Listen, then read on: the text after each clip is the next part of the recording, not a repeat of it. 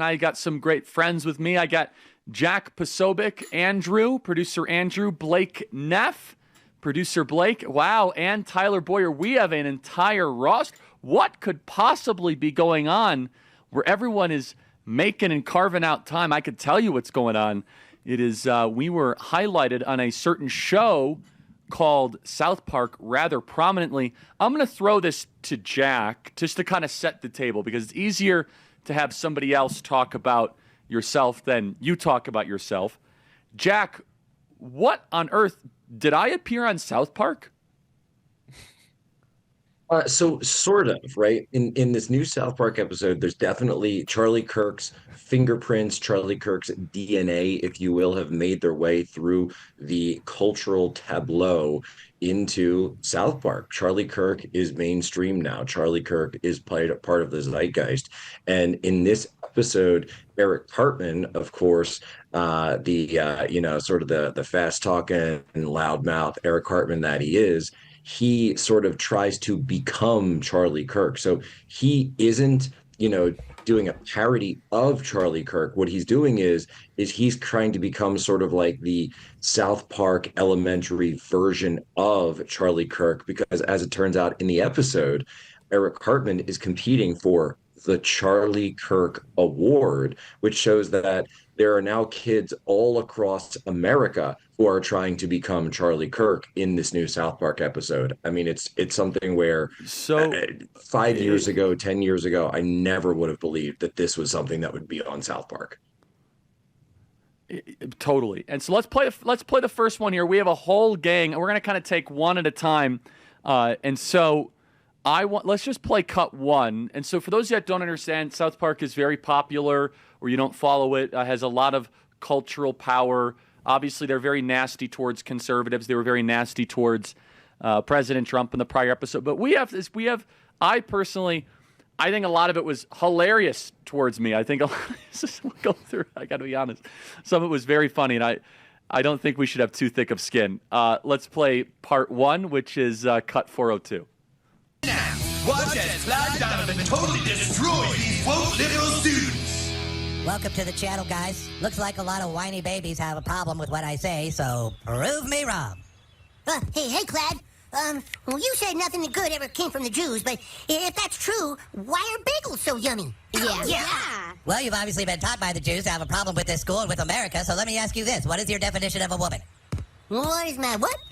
What is a woman? It's a very simple question. Well, a woman is a lady friend who, gives you kisses. You see, you can't answer the question, but something is male or it is female. Both sides in Scripture agree to that, and that's just the truth. Next. Another woke student totally destroyed. Oh, jeez. Did you call the girls' soccer team a Marxist indoctrination factory?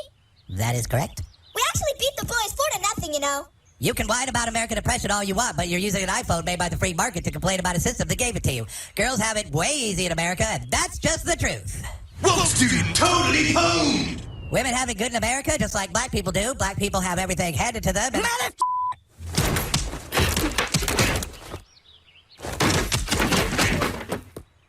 I'm sick of people stealing my stick. If anyone around here is going to be a master debater, it's me. So let's go. Who wants to debate the master debater? Let's go. You right there. That's the stupidest haircut I've ever seen. You are wrong. Leviticus 3:17 says it shall be a perpetual statute for your generations throughout all your dwellings. So you can shut up, baby. You just hate America and you love abortions. It's the stupidest haircut I've ever seen. First of all, I just think it's hilarious. And secondly, the whole thing is like, wait, so a campus thing I've been doing for 13 years to debate random college kids has now been so important that it gets prominent primetime placement on Comedy Central. I think the whole thing is just awesome and hilarious. There's so much more I want to say about this, but the whole shtick, by the way, Comedy Central, South Park, you crushed the water. I compulsively drink water on campus. It's like, okay, boom, we got to stay hydrated. Now, the lozenges, we got to work a little. And by the way, the Holy Bible right next to it. I even said on this campus tour I was going to bring a Holy Bible with me to every single campus stop. Andrew, you're just, what's on your mind? I got to be honest. That clip was hilarious. That clip was great, and it's actually of the 3 like long clips of you in this episode, or of Cartman doing you, or even you. That's my least favorite, so I can't wait to play the other ones. But I'm telling you, you not only were you featured in this episode, Charlie, your name was in bright lights as the Charlie Kirk Award. So it was like Cartman was you, but he was attempting to be like Charlie Kirk, and then there was a Charlie Kirk Award that he's giving out to the best master debater, and we have to get those shirts for you for tour, Charlie. But it was basically an entire homage to the genre that you've popularized. And yeah, there's other people that have gone on campus, and Milo and Steven Crowder and Ben Shapiro that have done this format. But I mean, you have taken it to such a new level, billions and billions of views on TikTok. I mean, and they were so obviously parroting kind of some of your talking points. I mean, it was amazing. The things that the water, a lot of people are commenting on the water online because it really is something that you just keep doing. And I was cracking up, Charlie. At one point in another clip, we'll show it, he literally starts taking the lid off, and before he can get a drink in, he sets it back down and grabs the mic and shuts down the person he's debating with, which you do all the time, where you're almost going to take a drink, but then you set it down to get your point in. Putting down that's it. Put it back. Yeah. Putting down the mic in between the question. That is pure art, South Park. That is a 10 out of 10. Look at that. Like, boom, some Holy Bible reference. Puts the mic down. Of like an emulation. Yeah, but putting the mic down, that is pure. And the girl reading off the phone, by the way, with like the angry, like lib face, like. Blah, blah, blah, blah, blah. I'm reading, so it's just perfect. Blake, your thoughts. We got 2 minutes in this segment. It was all really good. I enjoyed all of it, and we don't want to obviously like hit the end. They said a lot of mean things about various people in the episode, people who are friends of ours. But what I will say is, it was like a very flattering portrayal of Charlie, to the extent that Cartman. Charlie's in the episode, he exists in the episode, but then Cartman is also just obviously copying Charlie. Yet it's like a very kind of flattering one. In fact, if you look online, there are liberals who are like, oh, like, Charlie Kirk's going to really like this portrayal. They went really easy on him. It was very affectionate.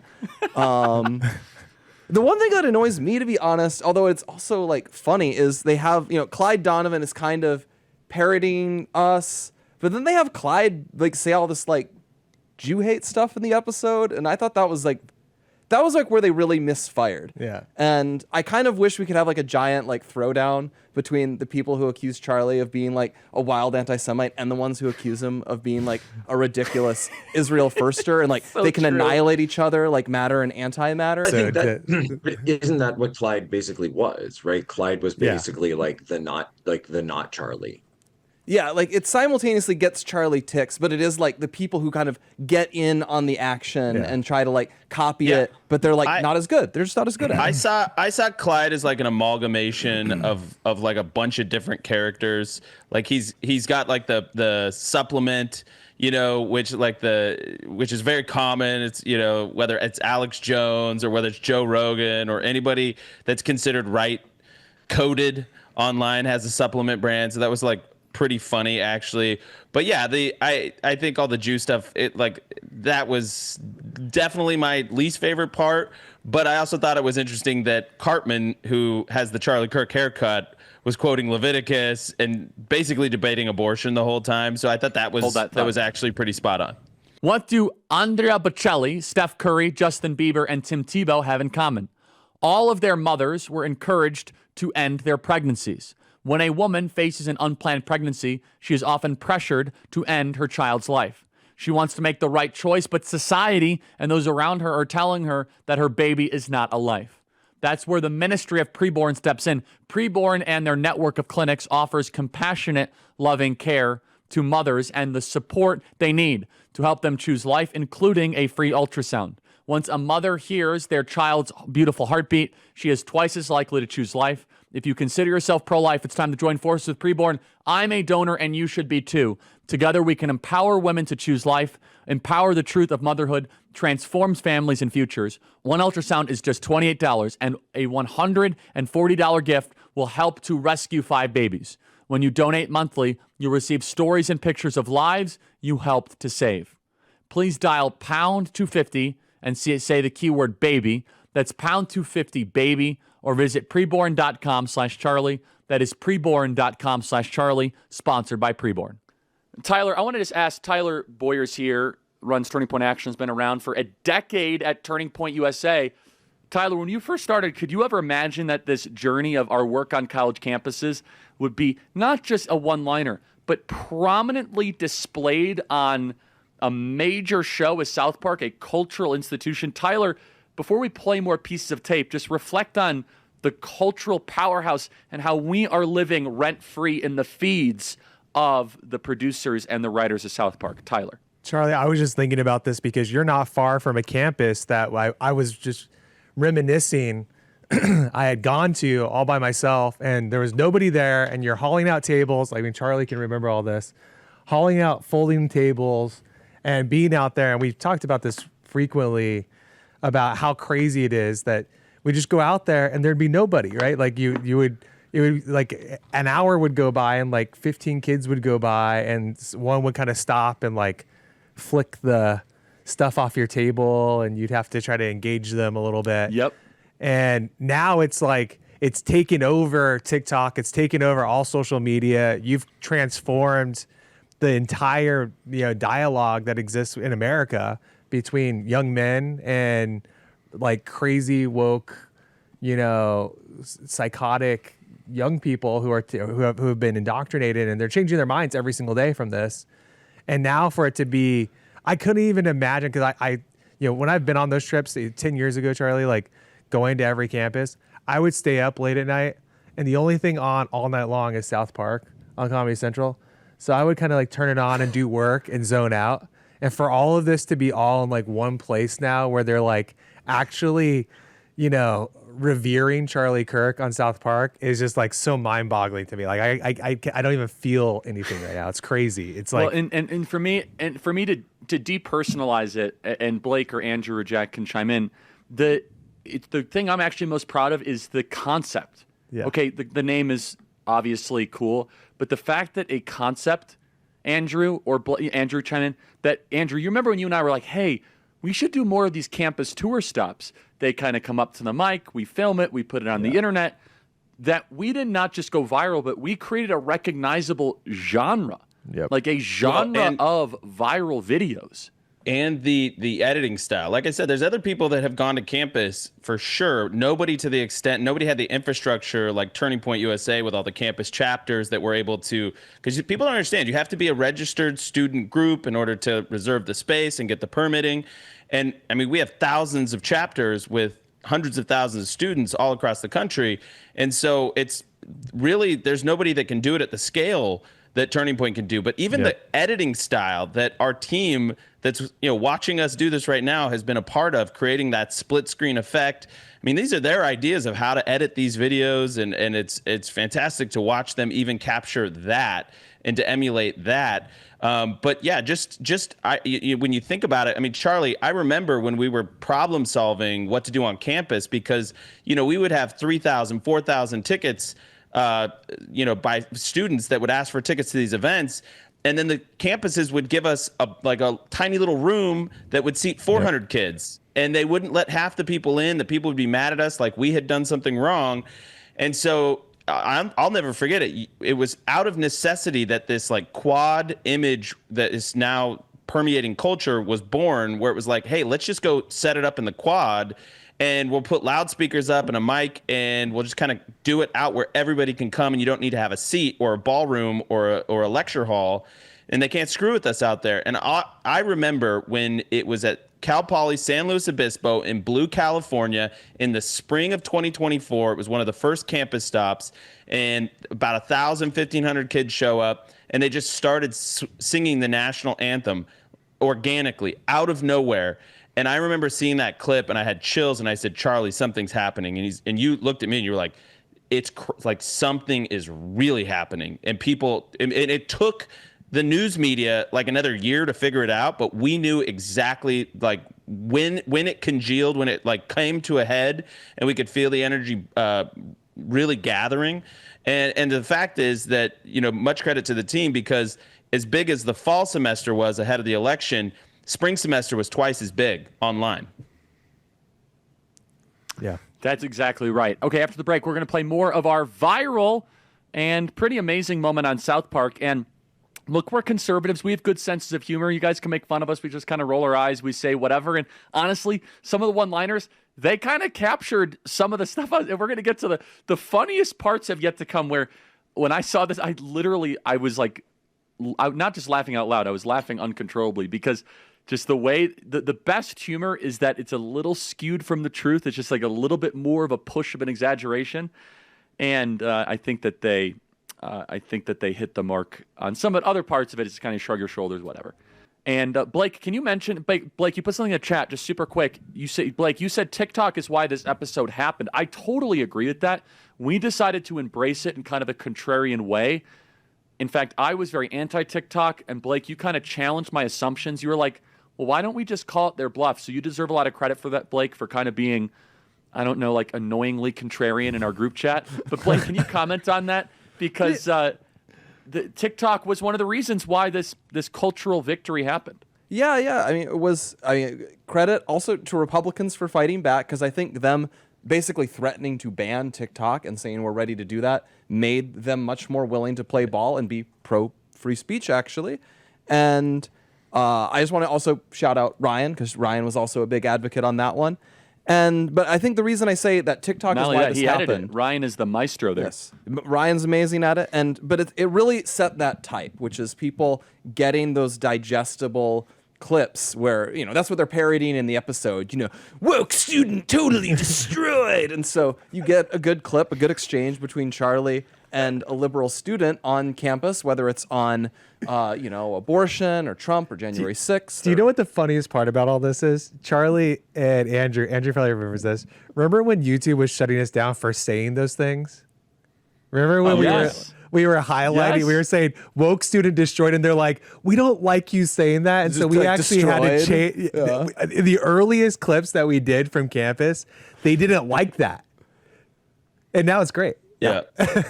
Now it's such a type that you can parody it. Yeah. All right, let's play the next one. Then, Jack, I want you to react to it. The next one is, make sure I get my cuts here correctly. It is 403, where it gets a little bit like kind of whatever, but elements of it are hilarious. Parts of it are very funny. Play cut 403.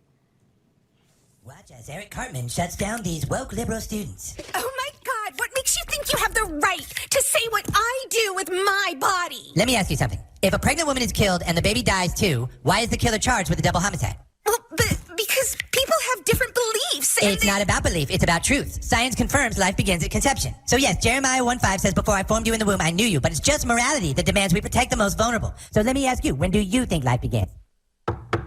Eric, are you all right in there? Yeah, I'm fine, Mom. I'm just in here master debating. Well, Eric, that's enough. Let's get out of the bathroom. I can't, Mom. I'm master debating to these young college girls. That's very naughty, Eric. Stop it. Mom, I finally got sponsored by a protein powder, so I got to master debate for a couple more hours. Leviticus 9:1-8. Let me alone. Yeah, but a body growing inside a woman's body is not her body. It's a completely separate being. Eric, what are you doing? I'm sorry, Mom. You told me to go to sleep, but I started master debating again. This is really getting to be a problem, Eric. Mom, you don't understand. I'm getting really good at this. I have my arguments down rock solid. These young college girls are totally unprepared, so I can just destroy them and also edit out all the ones that actually argue back well. It just feels so good. I understand it feels good, but that doesn't mean you do it all the time. I'm sorry, Mommy. Put the computer away and leave those poor college girls alone. Okay, I won't master debate anymore tonight. Look, you can call it reproductive rights, but be honest, if the baby could speak, it would fight for its right to live. Eric Cartman! I'm sorry, Mom! My favorite part in all of that is I wonder if they literally just took direct lines, because they're good arguments. Like, they don't have him making a straw man argument, really. They got the verses right. Yeah. The Leviticus one, I'm not sure. Jeremiah 1:5, before I formed you in the womb, I knew you before you were born. I consecrated you. I appointed you to be a prophet to the nations. It's like they got the verse right. Oh, my goodness. Jack, you're waiting patiently internationally. I want to make sure, Jack, you get some time to riff here. Jack, what is your reaction to this broadly? And then more specific. Yeah, no. So I'm in Poland right now. We had the inauguration, big W, and the what's interesting here to me is the meta narrative that they're playing into here, where they're talking about how, people, of course, know what the joke is, master debater, what's Cartman doing in the bathroom, what's Cartman doing late at night on the laptop, but the meta narrative here is that online politics and debate and engaging in this type of thing has become so big across the internet, whether you're on the left or you're on the right. Charlie makes a video and then someone attacks Charlie, and Cory Booker shares that video. That was something that just happened earlier this week, and that's bleeding over into the discourse. And so now you're seeing people do that from both sides of the aisle.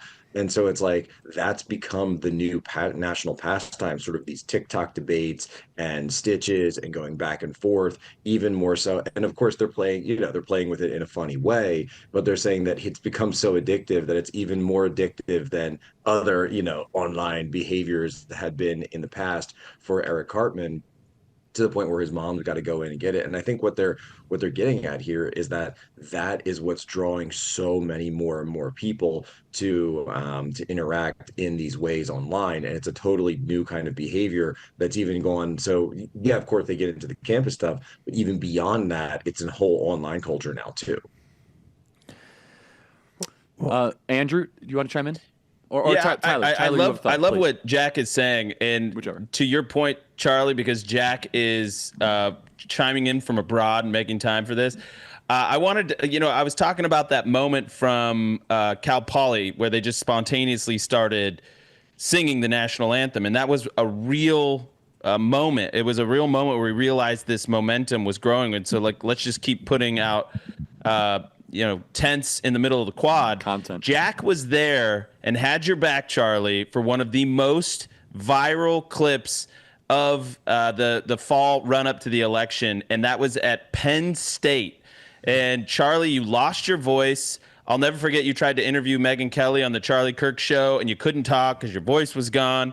And the way this whole event worked out was just everybody saw this sea of red hats.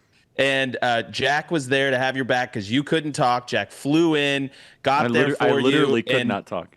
You literally could not talk. So let's go. This is an homage to you and Jack and the role that you both played in the run-up to the election, 410.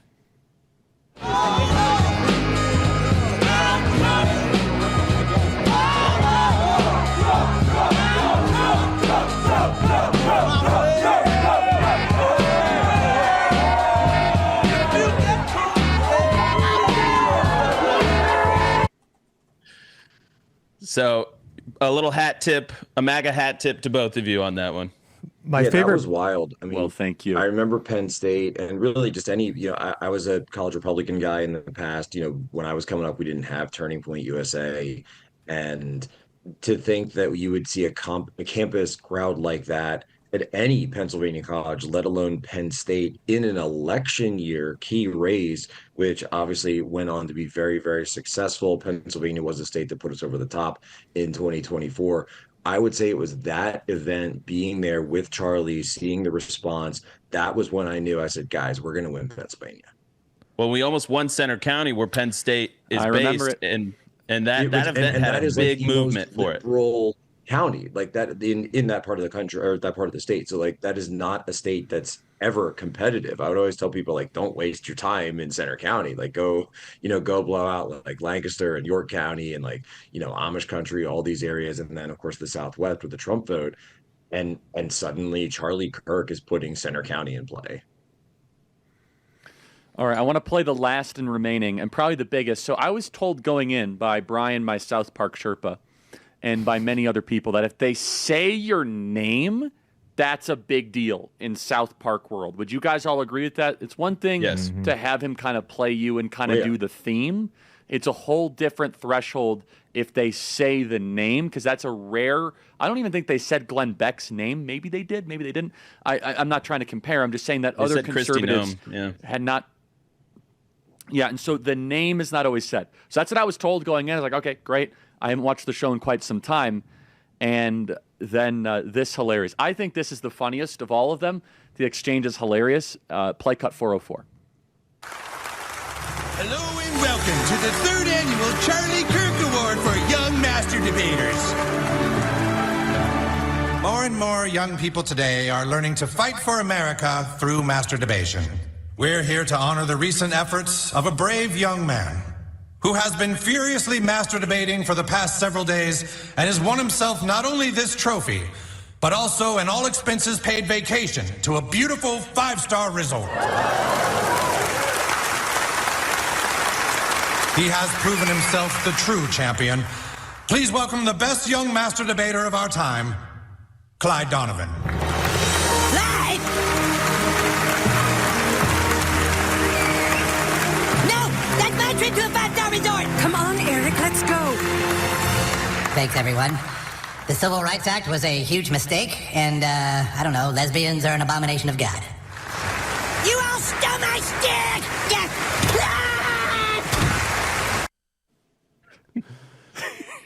Sorry, you should have just cut it right there. The Civil Rights Act was a huge mistake, and the lesbians are an abomination of God. It's like when you go 10 to 15% a little bit beyond, and credit to the writers, they know my stuff. Like, I've kind of been known for saying the Civil Rights Act was a mistake, and they just push it a little bit more. And honestly, I was like, credit to you guys. I think that's absolutely hilarious. We have a minute here. Blake, do you want to riff on that super quick? Let's put up. I think it's 408. I want the image they have. It was hard to see in the clip we have. They have the little Charlie Kirk Award, which is his. We're gonna make that. Face there. I really want us to make that. We're producing this. Oh. We should start giving them out at CLS. Yeah, every person that comes into the office, we should just give one to. You leave with the Charlie Kirk Award. We're going to have a whole poster of Cartman Charlie Kirk. That is going to happen, no doubt. Okay, Blake and Tyler, and then I want to make sure Jack chimes in because Jack is in a unusual time zone right now. Do you think this plot is to be continued? And please, just someone also just make the case. How big is this for an older American that doesn't watch South Park? They don't care. They say, "Why are you guys spending an hour on this?" Can you give Blake? Can you give an equivalent? This is the equivalent of going on like the Tonight Show or going on. Can you give like some sort of an equivalent? Do you know what I mean? Well, for someone that says, "What I don't get it." I'll say this, Charlie, too. South Park, I think, debuted when I was in elementary school. So for the entire lifetime, and it was kind of for older siblings. Every animated show that debuted in like the 90s just never ended. Like I think Family Guy's still going, South Park is still going, The Simpsons are still going. It was right the end of the 90s. I can't remember exactly when it was, but I remember older siblings being like, if you're cool, you watch South Park as an older kid.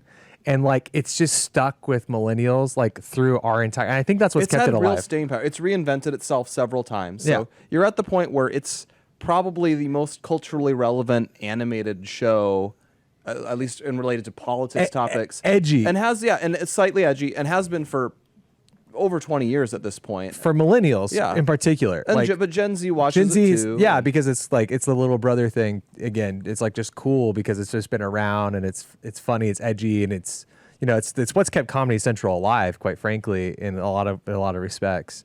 So this is just such a big deal. Like that's why when we saw it happen, our entire chat blew up, and it's like most of us are millennials, right? And we're just like, Charlie, you have to recognize this is so cool. And that was my theory was they were going to revere Charlie because the young men who watch the show love Charlie, and so that was my theory was they weren't going to sabotage Charlie Kirk in the show, and they played by the rules. Tyler, I have a data point on this.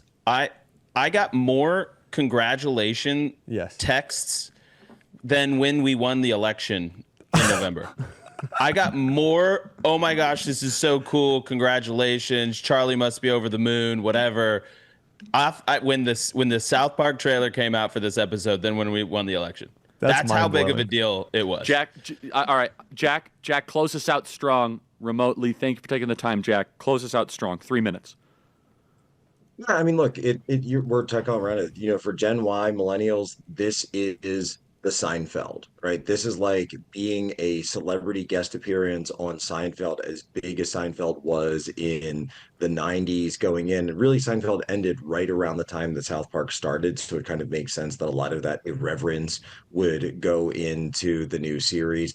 I was a South Park guy. I think for like the first 20 years of the show, I watched every single episode like the week it came out. It was appointment viewing back when appointment viewing was a thing. So the fact that like I know a guy who is like featured on the show, it's very meta. It's very meta. Hey, Jack, I have to do two things before we close out. And first of all, I want to give kudos to Michael. He's one of our technical producers. He actually did a custom Turning Point drawing, 411. Oh, yeah. Throw it up. We got to show. Look at that. It's the 47 that has the hat. lozenges, the 47 hat. Start a chapter. That's very good, Michael. That's very good. And it's even got like the rumble thing in the background and the microphone. It's so good. That's great art. Then, did he use AI or did he do that himself? That's very good. I don't know. It's construction paper, Charlie. Wow, Construction by paper. hand? Michael, he said by hand in my ear. Michael, you are an artist. Yeah, that's one thing. Keep going, Andrew. Hat tip to Michael, and then throw up 412. Our crack team of t-shirt designers has made your next shirt available at charliekirkstore.com. Charlie Kirk Store. This is a real thing. A portion of the proceeds, Charlie, are going to be donated back to TPUSA, and they're going to help fund the fall tour. And you're going to be wearing that shirt. So if you want to get Charlie's tour shirt, this has all been decided without you knowing, Charlie. You're going to be wearing that shirt on your fall tour. So if you want the Charlie Kirk show shirt, go to charliekirkstore.com. I guess I got to wear this shirt now. Thank you. Andrew, you're so kind. I got to walk around with the Master Debater shirt. Exactly. You guys are unbelievable. Hey, this is real, by the way. This is not a joke. Buy the shirt. Charlie, you got to do in Colorado. Yeah, well, for sure. Yeah, no, I'm well aware. So final thoughts. Anyone? We're out of time. Anyway, I want to say I thought the episode was very mean and nasty to people I like Kristi Noem and JD Vance and Trump. But towards me, honestly, like the part of it was whatever. Part of it was absolutely hilarious. And I got to tell you, the water bottle was next level notice, man. I got to tell you, the little sip and the mic going down. The Bible to the side, Jeremiah 1:5, chef's kiss.